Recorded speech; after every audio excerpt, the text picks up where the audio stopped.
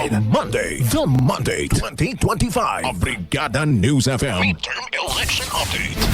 Ito nga hong 24/7 Threat Monitoring Center, patuloy pa rin daw hong binabantayan ang pagkalat ng misinformation pagkatapos ng halalan.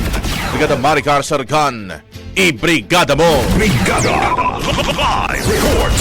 Kahit tapos na ang halalan, patuloy pa rin ang pagbabantay ng Department of Information and Communications Technology laban sa pagkalat ng fake news sa pamamagitan ng binuong 24/7 Threat Monitoring Center.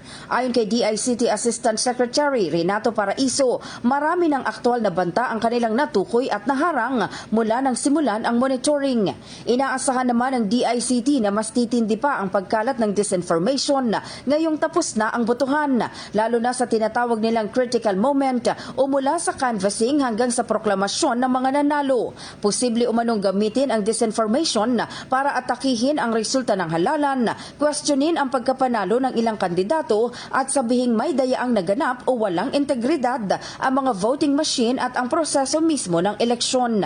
Samantala, kabilang sa inaksyonan nilang issue ay ang kumalat na impormasyon sa social media na naurong daw ang araw ng halalan na kung hindi agad natugunan ay maaari raw makasira sa proseso at makapagdulot ng kalituhan sa publiko.